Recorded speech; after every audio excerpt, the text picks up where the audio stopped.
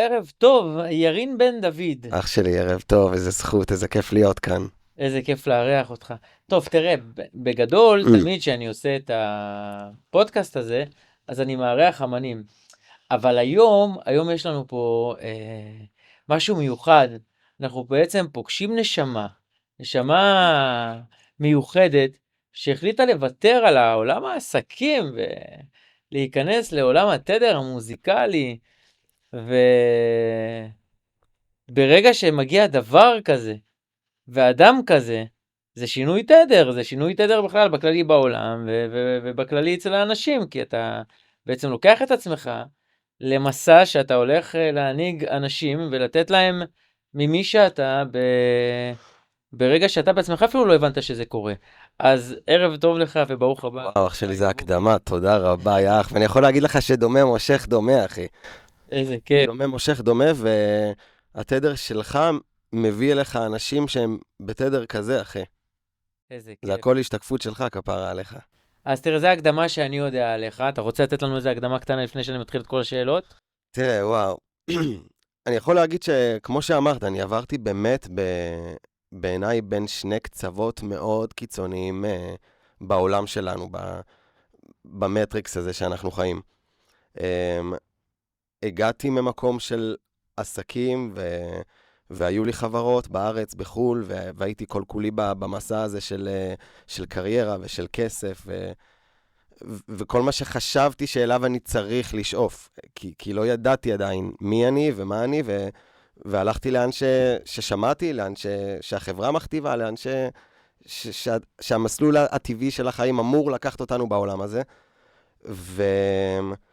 והגעתי למצב של גבול הדיכאון, או אפילו דיכאון, לא בדקתי את זה, אני לא יודע, אבל הרגשתי שאני לא מאושר,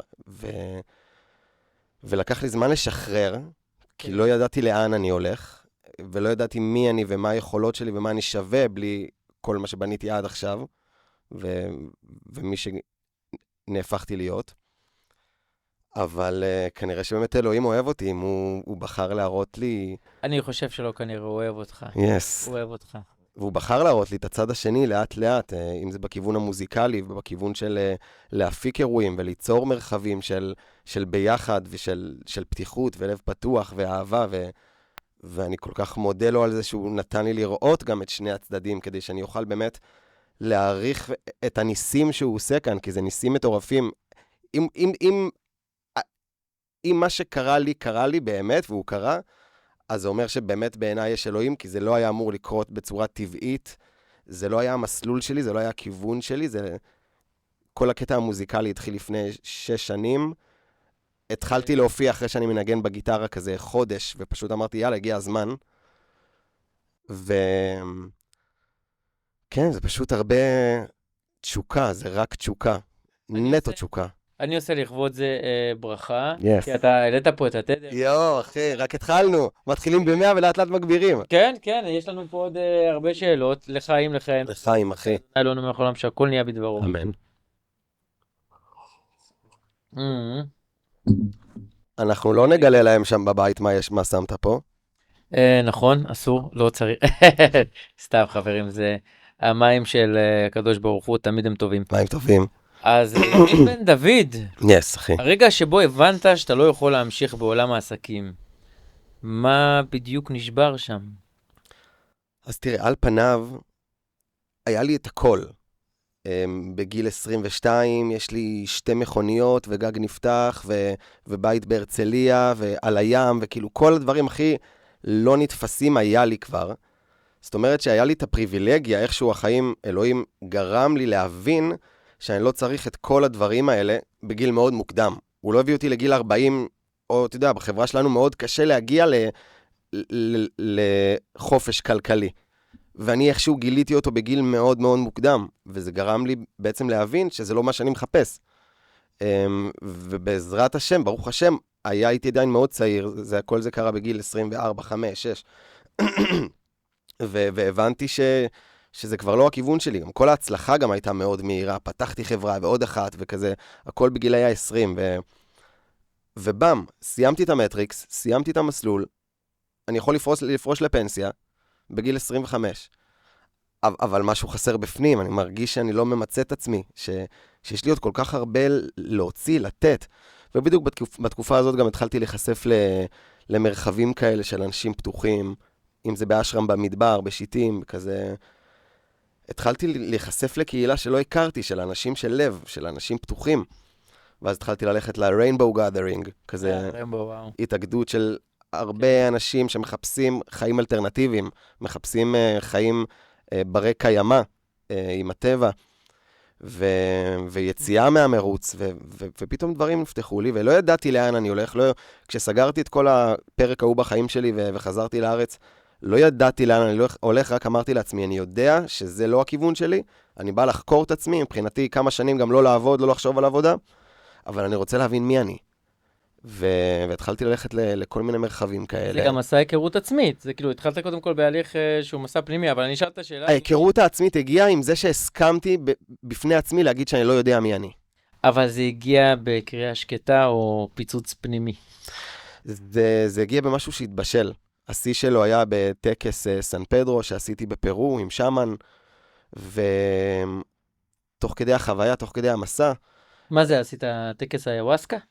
סן פדרו הוא גם קקטוס טקסי שמשתמשים בו שם לתהליך רוחני, שינוי תודעה, אבל הוא לא כמו היוואסקה. היוואסקה נחשבת הסבתא, הקקטוס, הסן פדרו נחשב הסבא, הוא משלים אותה בדרך אחרת, הוא יותר הולך איתך ברגוע, בלי דברים קיצוניים, פסיכדליים, או הזיות, או דברים של חזיונות, או ויז'ואלס. ואתה הרגשת שינוי ברגע שעשית את זה? אני שאלתי את עצמי את השאלה שבאתי איתה, והשאלה שבאתי איתה היא, אני יודע שאני צריך לעשות שינוי, אבל האם זה נכון לי עכשיו ככה לעשות את זה בקאט, לסגור את הכל, את כל מה שאני יודע, לסגור הכל, להתחיל משהו חדש בחוסר ידיעה, ונאמר לי כל כך חזק כן, שאני ידעתי שזה מעבר לכל הסיפורים שסיפרתי לעצמי, והפחדים והחששות, הכן היה פנימי עמוק. זהו, חזרתי מפרו, סגרתי את הדברים שלי בחול, חזרתי לארץ, והתחלתי בחקירה של ללכת לסדנאות ולפסטיבלים ולקורסים, תטא הילינג, מעגלי שירה, ואז נחשפתי למעגל שירה, ששם נחשפתי לכמה שאני נהנה מההרמוניה הזאת שקורית שם. כן. אני כל כך נהנה מזה שאני יכול... אנחנו נגיע לשם, נכון? אם היית נשאר במסלול הישן, איך החיים שלך היו נראים היום? וואו. אני יכול להגיד לך שאני מאמין בלב שלם שאם הבן אדם הולך אחרי הלב שלו והתשוקה שלו, החיים אוהבים אותו. הוא לא בלחץ, הוא נשאר, האור שלו בריא, הוא נשאר שמח. אתה באיזה תדר גבוה עכשיו? אתה אומר... אז אני אומר שאם לא הייתי... אז אומרים, מסתכלים עליך, אומרים, מה זה תדר גבוה? מה הוא רוצה מאיתנו? אז אני הייתי עצוב, ממורמר, ועובד כנראה ממשיך בעולם של העסקים, כנראה ממשיך לעשות כל מיני דברים שם, אבל כנראה לא הייתי יכול להמשיך, אני לא יודע. נותן לך את כל הכסף שבעולם. אומר לך, אתה חוזר לחיים הישנים, לוקח לך את כל הכסף שבעולם, אומר לך, אתה חוזר להרגשה הפנימית של היום, מה אתה מעדיף? תראה, אני במקום שבחיים לא הייתי משנה שום דבר בעבר שלי.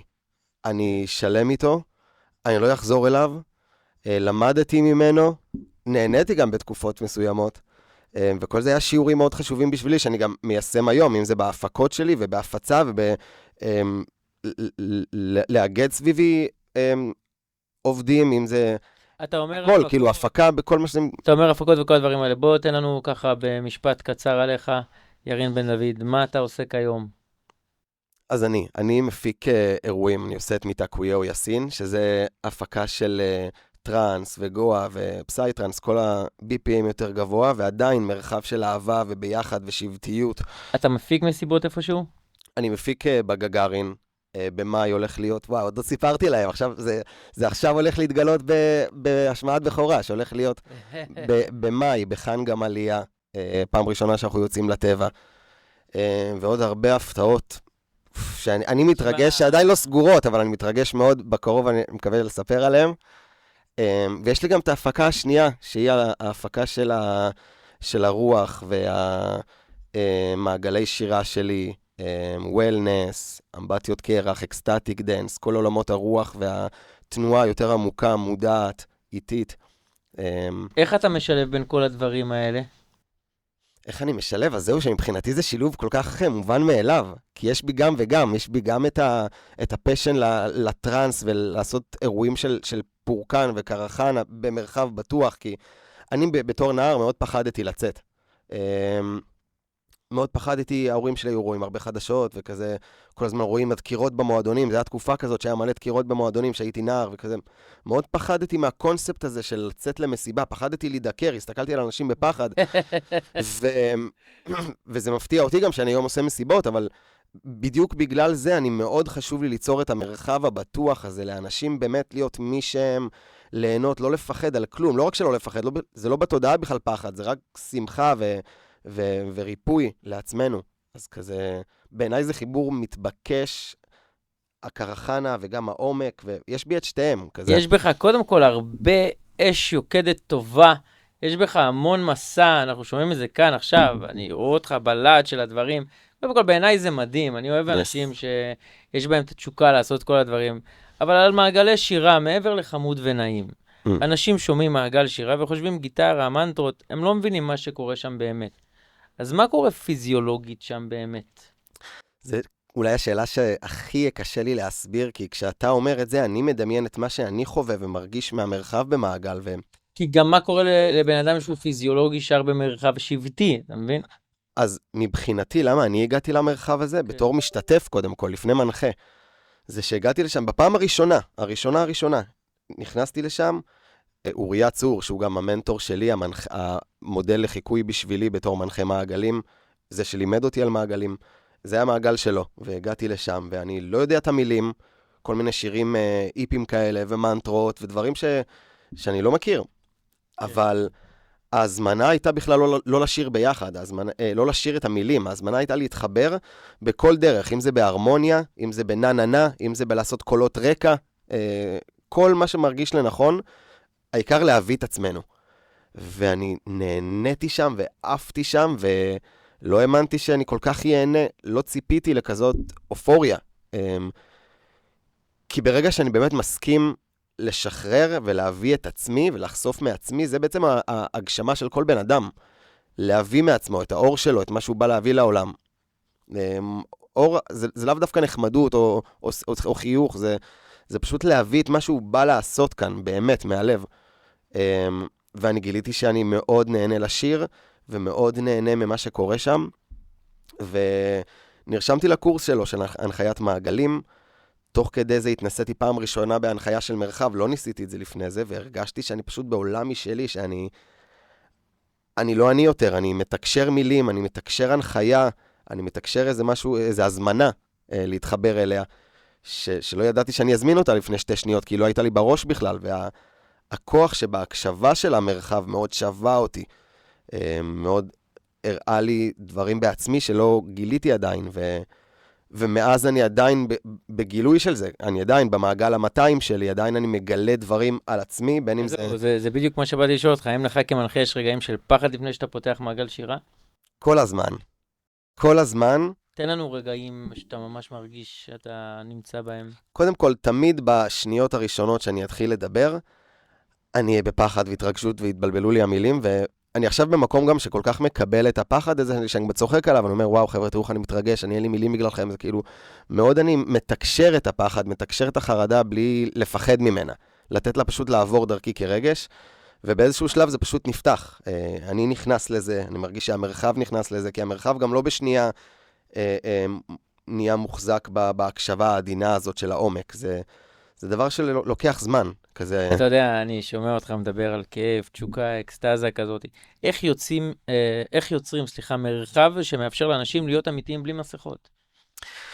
קודם כל אני אגיד לך שזה גם כמפיק וגם כאומן, הדרך לעשות את זה זה קודם כל לדרוש את זה מעצמי.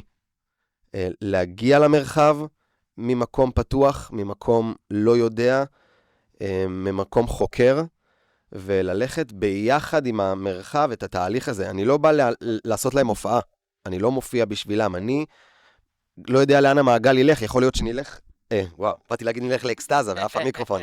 יכול להיות שנלך לאקסטאזה עכשיו עם הגיטרה ונעוף, ואנשים עפים כאילו זה טרנס, ואני רק מנגן על גיטרה. ולפעמים זה יכול להיות מקום עמוק שאנשים ממש בוכים, ואתה רואה חצי מהאנשים במרחב פשוט בוכים וכזה נכנסים למקום שמפגיש אותם עם עצמם. מה יותר קשה להוביל? תפילה חרשית או קרחנה אקסטטית? אז כל דבר יהיה קשה אם אני לא נמצא שם בזון. אם אני עכשיו אהיה בלמטה ועכשיו, לא יודע, מפיק אומר לי, אתה עכשיו תרים אותם, יהיה לי קשה. זה הכל תלוי איפה אני נמצא, ובגלל זה אני גם נהנה מהמעגל, כי אף אחד לא אומר לי מה לעשות שם. אני מרגיש מה מתבקש עכשיו מהאנרגיה שלי, מהווייב הכללי, וכמו די-ג'יי, ואז אני בוחר. אני מרים, אני מוריד, אני עושה את השיר יותר לאט, אני עושה עצבועים עדינים, אני עושה קרחנה, אני פורט כמו משוגע, אז זאת אומרת שיש לך רגע במעגל שאתה מרגיש שהמרחב נפתח. איך אתה מזהה את זה אבל? וואו, אז זה אותו דבר, אני מרגיש שמשהו בי נפתח. מתי שמשהו בי נפתח, אני יכול להביא שחרור ואותנטיות ברמה אחרת, שגם פוגשת את המרחב, ואז מעודדת גם אותן, להתמסר לתנועה הזאת, וזה ספירלה כזאת, זה אחד מדביק את השני בפתיחות הזאת. מה ראית הדבר הכי חזק שקורה לאדם בקול שלו, במעגל שירה? אני ראיתי אנשים בוכים, אני ראיתי אנשים קופצים מתוך בכי של כאב, אני ראיתי אנשים נוגעים בטעות, מפילים את הגרילנדה, מרוב שהם קפצו בקרחנה גם. כאילו זה קורה שם הכל, וזה מה שיפה, שהאקסטטיות הזאת, האנרגיה הזאת, לא מגיעה מרמקולים חזקים, או מבאסים, זה מגיע כמו בבית כנסת, שאתה רואה אנשים מטורפים וצועקים, וכאילו מאבדים את זה נטו מהשירה ומהביחד, מהאמונה, מההדבקה המשותפת בדבר הזה, שאין לו מילים, אבל זה הדבר. למה לדעתך רוב האנשים מפחדים לשיר מול אחרים? וואו. מאותה סיבה שאני פחדתי לשיר מול אחרים, כי מאז שאנחנו קטנים, אנחנו באים לשיר, ואנחנו באים לעשות את זה מתוך הנאה, כי כיף לנו. והחברה צוחקת, ואנשים אומרים משהו, ולאט לאט מחבים את זה. ואז כזה, אנשים, וזה גם הדבר הכי נורא, שאנשים מפסיקים לשיר, כי לדעתם הם לא שרים יפה, הם לא מבינים שזה, לשיר זה בכלל לא עניין של יופי, זה דבר הכרחי. כמו שבן אדם שישחק כדורגל, הוא ישחק כדורגל, גם אם הוא לא בקבוצה עכשיו בברצלונה, הוא ישחק כדורגל כי כיף לו, כי הוא נהנה. אז נהיה מאוד דבר של שיפוטיות כלפי שירה, וכזה במיינסטרים, וכוכב נולד, ולאירוויזיון, ושופטים מאוד מאוד את איך שכזה הוצאת את הכל, ואיך שנשמת, ואיך שלא שרת, לא שרת אמיתי, לא התחברת, זה כזה ממש, שמים הרבה לחץ על המקום הזה של בסך הכל לשחרר ולשיר, להוציא את הקול שלנו. מה הקול שלך לימד אותך על עצמך? ככה, תן לי את זה אפילו בכמה מילים. וואו, אני יכול להגיד לך שאני על בסיס שבועי, לומד מחדש משהו על הקול שלי. על השירה הנכונה, על המערכת הזאת, זה מקניזם ממש של שרעפת, גרון, אף, פה, וכזה, אני כל הזמן לומד מחדש על הסינכרון שלי בתוך המערכת הזאת, ואני מבין ככל שאני מגיע למקום יותר משוחרר, בבטן גם, אז פשוט הכל יוצא בצורה הרבה יותר זורמת וחלקה, וממש על בסיס שבועי אני שר ואני קולט, וואו, את זה לא הייתי מצליח פעם, או כזה, וואו, עכשיו אני מרגיש את זה, את הבטן יותר משוחררת כאן, ואז אני יכול לשיר יותר בנוח, וכזה, כל הזמן עולות לי תובנות ומסקנות על השירה, אני מתפתח עם זה כל הזמן. מעבר מעסקים לרוח, קצת גברי חזק, מה הגבריות שלך עברה בתהליך הזאת? בתהליך הזה. וואו. קודם כל, זה עמוק. הגבריות שלי, קודם כל, אני מרגיש שבעבר שלי, בתקופה העסקית שלי, הייתי ב100% אנרגיה זכרית, ולדחוף, וכזה, ללכת את הדרך ככה. ומטרות ולהשיג, וכזה מאוד מאוד אנרגיה זכרית. ועם היציאה שלי משם, וזה לא בגלל האירועים זה תוצר לוואי, אבל פשוט משהו בי לאט לאט התחיל לבקש את העידון, וללכת יותר לכיוון הנקבי, באנרגיה. יותר ללכת עם הרגש, יותר ללכת עם האינטואיציה, יותר ללכת עם הלב. ולדעתי כל העולם שלי השתנה, וזה מה שאני עושה היום, כי זה פשוט תוצר לוואי של השינויים שחלו בי. אז אם אני אשאל אותך בשתי מילים, איך גבר בעולם של היום נשאר עוצמתי אבל גם רך? אתה גם יודע את זה, כי גם בך יש את הרכות הזאת. נכון, אבל ו- זה אליך, כי עכשיו, מה שמיוחד ומה שמעניין לשמוע את זה דווקא ממך, מאדם כמוך. אוקיי, אז אני יכול להגיד לך שגם לגבריות וגם לנשיות בעולם שלנו יש מסע מאוד ארוך. לדעתי, שניהם, אני יכול להגיד פצועים. גם הגבריות פצועה, ובגלל זה העולם הוא זכרי, דורסני, דורס משאבי טבע, דורס מזהם, מנצל, כובש, כי הזכריות פועלת ממקום פצוע של אגו, כבוד, שליטה, הישרדות, יצר הישרדות.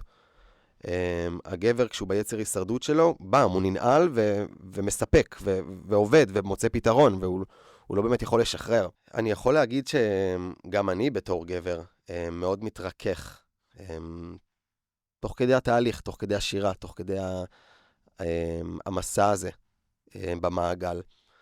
ותוך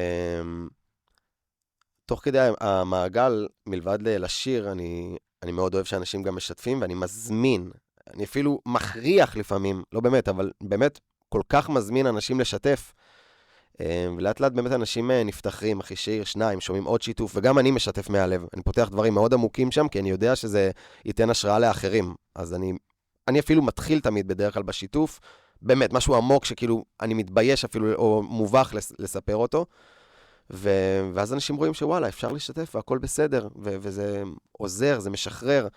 ואז אני רואה אנשים, גברים, משתפים בכאב, משתפים ברגש, משתפים בבכי, באובדן, בפגיעות. וזאת באמת, זה תחילת התהליך של עידון הגבריות, של להסכים לפנות לרגש, ולהסכים להיות פגיעים, ובאתי להגיד פגיעים, אנחנו מדברים על גברים.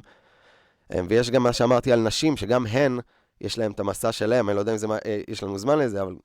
מתקויה או יסין. מתקויה או יסין, נשים, נשים, ישין. אוקיי. משמעות עמוקה, למה בחרת בשם הזה לפרויקט? מתקויה או יסין. זו מילה שהולכת איתי ממש מתחילת המסע הרוחני שלי, זה אפילו זה השיר הראשון שהנחיתי במעגל שירה. ומתקויה או יסין אומר בשפת שבט הלקוטה, שבט אינדיאני ילידי מצפון יבשת אמריקה, זה אומר all my relations, כולנו קשורים זה בזה, כולנו אחד. וזה גם אם המצלמה רואה, השרשרת שלי עם הלוגו של ההפקה של מתקויה או יסין, שזה בעצם תהיה לשמש של האינקה, שמאוד התחברתי לסמל שלו שם בפרו ולמוטיב שלו. אז מה זה אומר בעצם? מה המשמעות האמיתית של כולנו? כולם קרובי משפחה בשבילך? מה המשמעות האמיתית?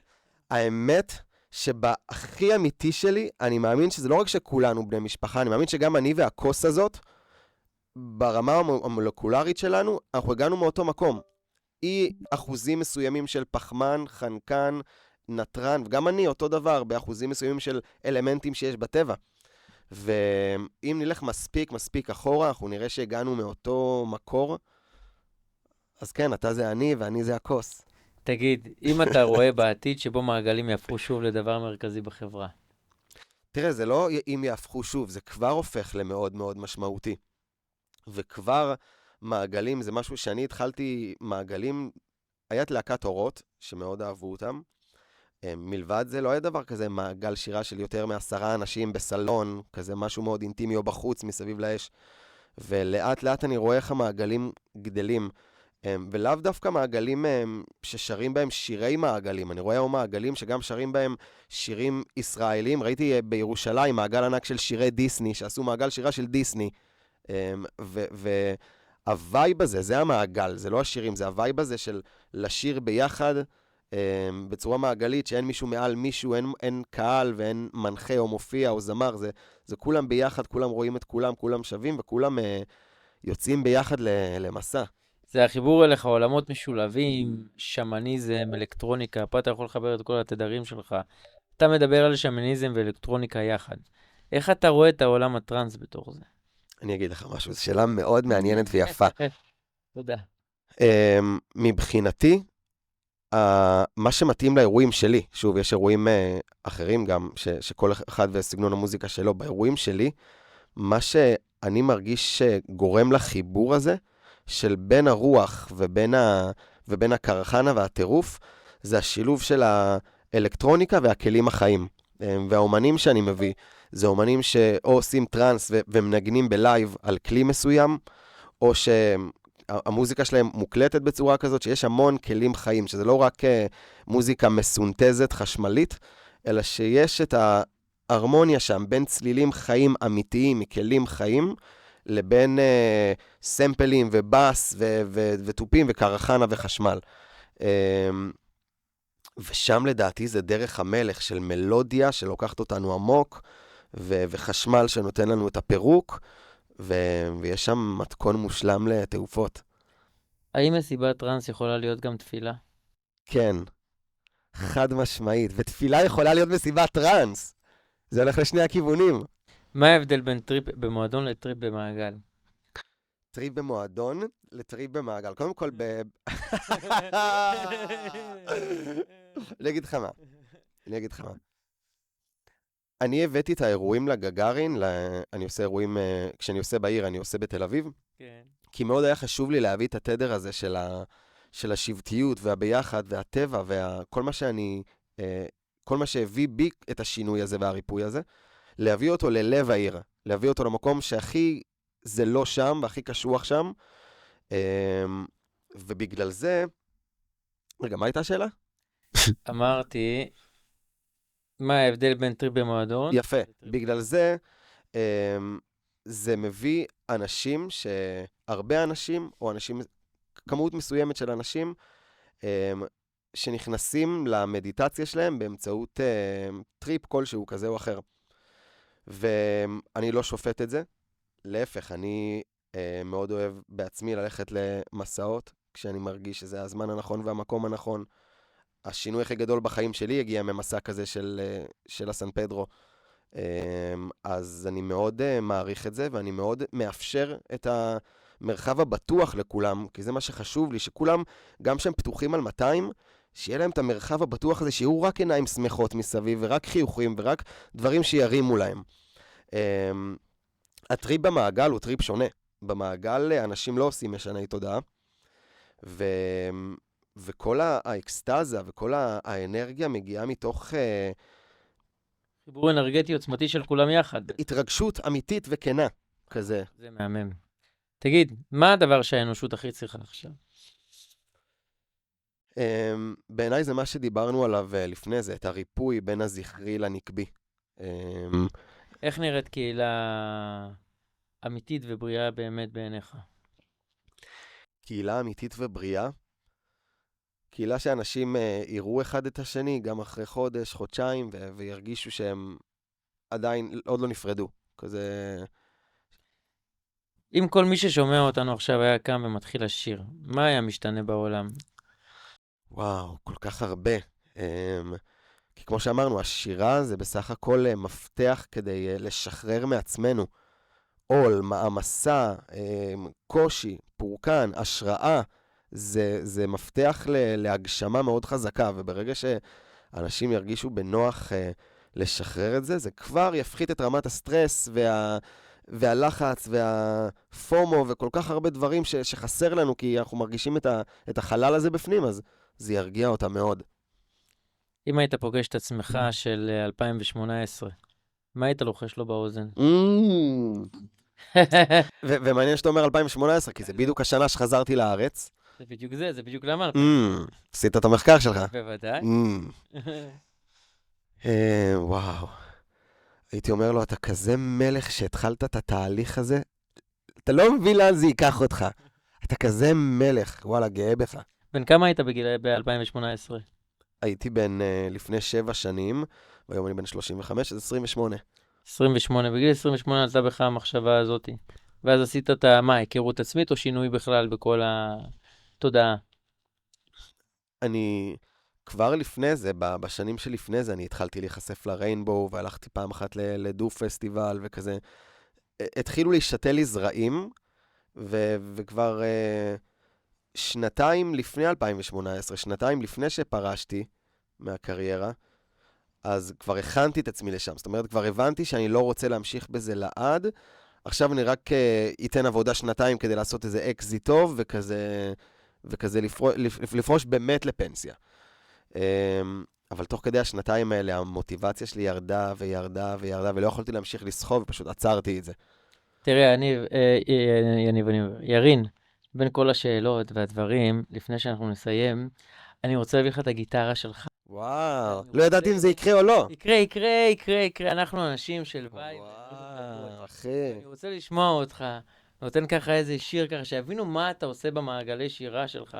אז אני קם להביא לך את הגיטרה. יש לי, וואי, אני אשמח, ואני אעשה את השיר שלי, שאני גם עכשיו מתחיל להקליט אותו בדיוק. כן, בדיוק. וואו, איזה חגור. ככה אני רוצה שגם הצופים ייהנו באמת מהשירה שלך. בוא נעשה את זה.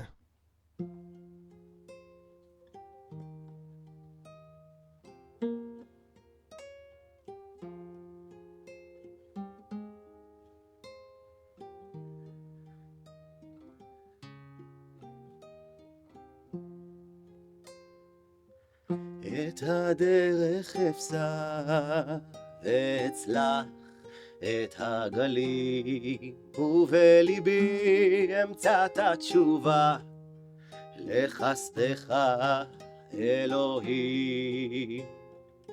את הדרך אפסע ואצלח את הגלים, ובליבי אמצא את התשובה לחסדך אלוהים.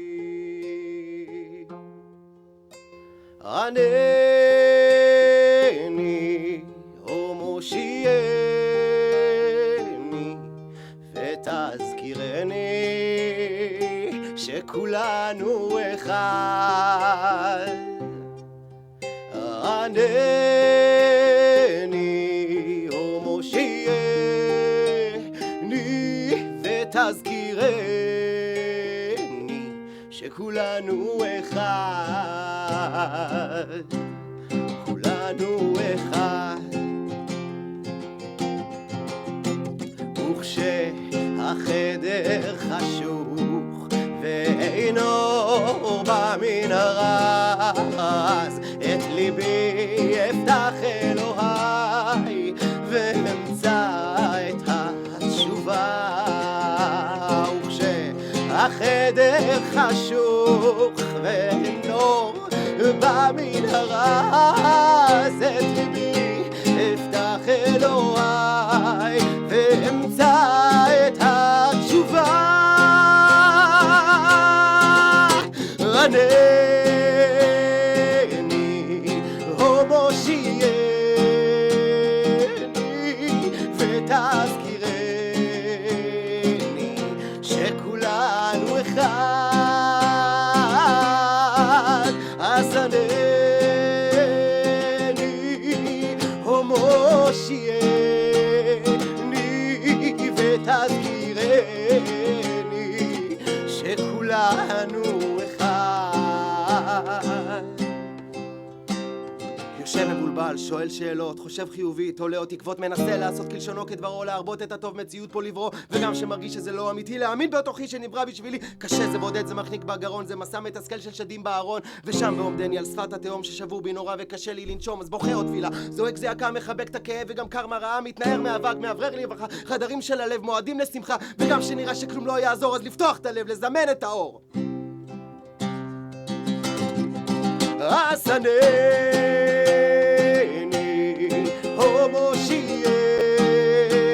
ומושיעני ותזכירני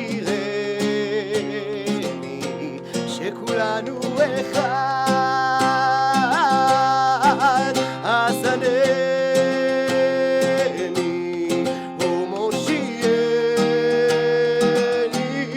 ותזכירני שכולנו אחד, כולנו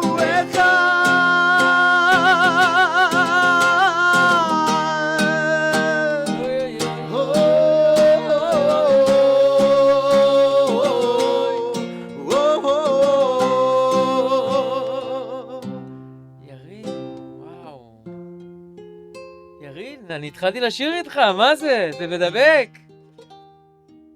ירין בן דוד, היה לי הכבוד להכיר אותך לעומק, ואני בטוח שגם לצופים שלנו, שניפגש בשמחות מעגלי שירה וברחבות תודה רבה שבאת אח אלינו. שלי, תודה איזה רבה, עונג, הייתה לי זכות גדולה, נהניתי איזה ממש, שמחה, ממש, ממש. איזה שירה. תודה על ההזמנה. אלוף.